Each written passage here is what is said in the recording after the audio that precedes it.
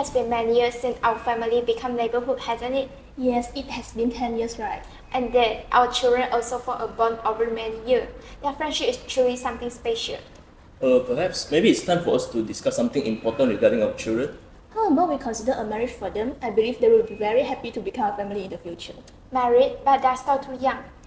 I understand your concern, but they have been playing together since they were young, so it's clear that they have a strong bond, and also we must follow our religion practices as well. Yes, they grew up together and undoubtedly will become the partners who know each other the most. Their relationship is undeniable and will enhance the bond between our two families. It sounds like a great idea. Let's take this proposal seriously.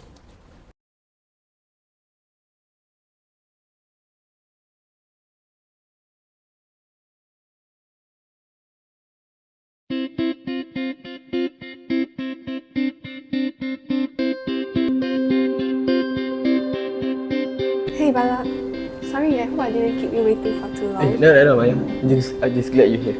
So take it. So, what's on your mind? You seem quite serious over the phone. Well, there's something important I need to tell you, Maya. It's about registry.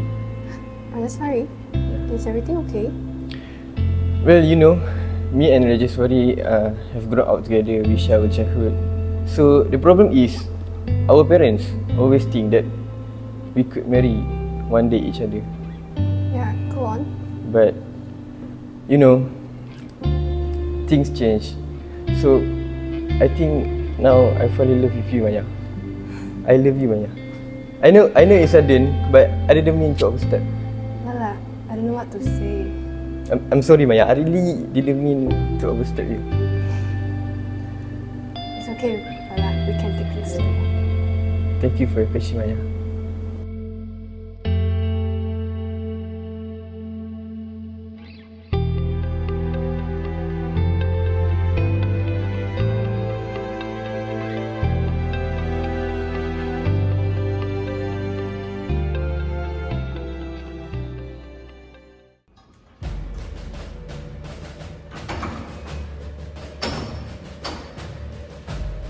Balakrishnan, what do you think you are doing here? And who is she? Oh, Rajeshwari, what are you doing here? Stop avoiding my question. Now tell me, who is she? You want to know who is she? Yes. I'll tell you. She's my girlfriend now. What? Girlfriend? Yeah. We are supposed to be getting married one day, and now you are here behind my back dating another girl? Okay, Rajeshwari. You know, before this, I'm never ever in love with you.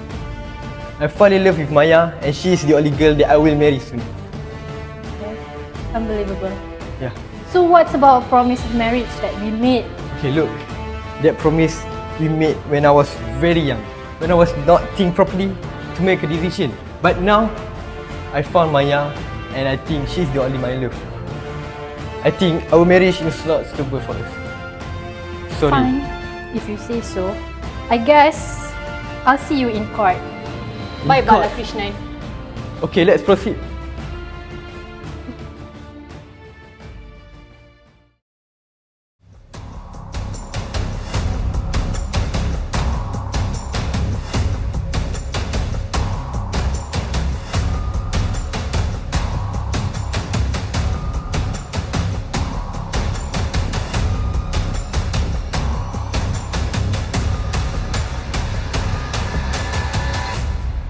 Thank you. You may be seated.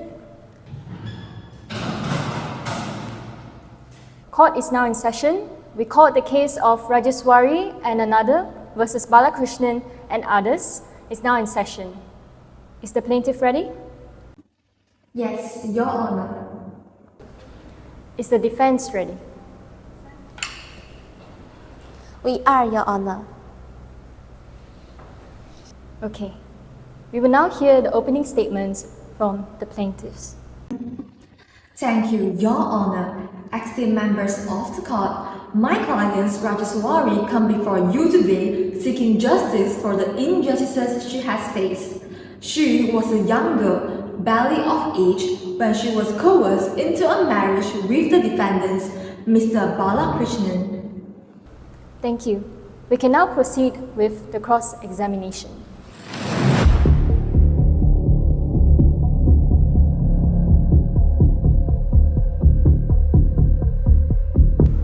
Your Honor, if I may, I object to the characterization of my client's action as coercion. The marriage in question was a result of mutual consent between both parties. Objection sustained. Counsel for the plaintiff, please continue.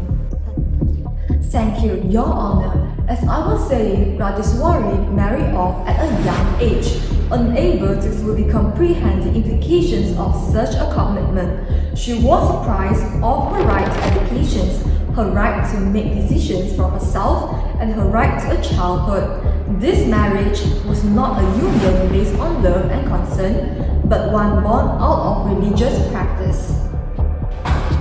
Your Honor, the circumstances surrounding the marriage may be regrettable, but they do not invalidate its legality.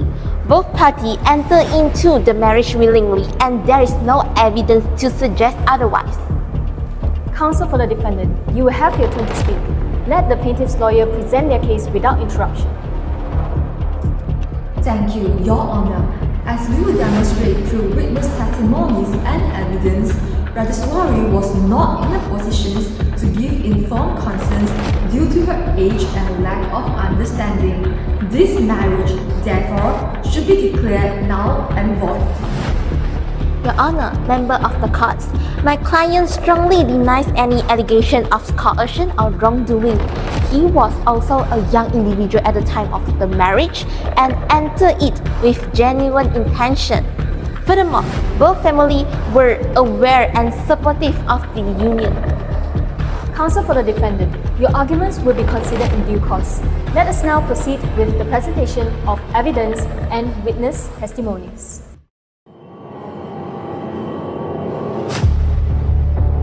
I have wasted so many years being loyal to him, so I think I deserve to claim the damage.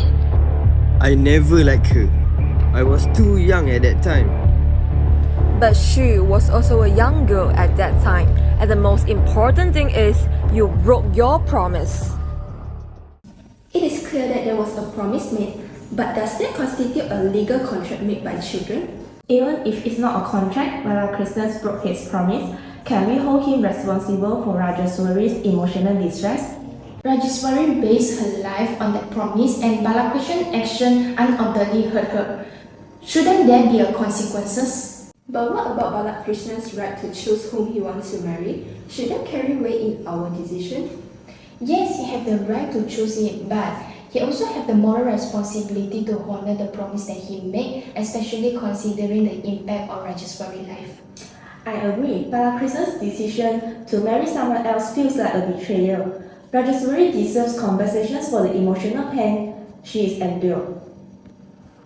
How do we quantify the emotional distress? It's not something we can easily put a price on. It's true that emotional distress is subjective, but we can consider factors like the promised length, the depth of Rajeshwari's belief in it, and the extent of the harm caused by its breach. That's a good point. We can't ignore the impact on Rajeshwari's life. We need a fair and just solution.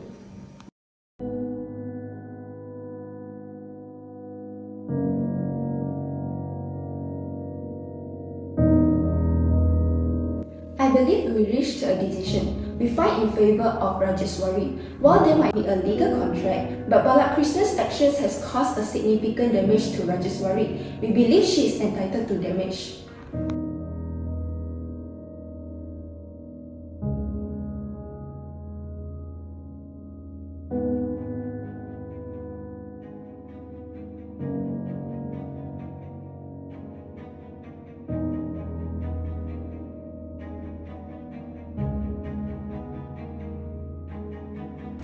Since the contract of promise of marriage was distinguishable from others and did not come within the principles that laid down in Mohori Bibi's case, therefore the contract is valid and Rajeshwari can claim damages.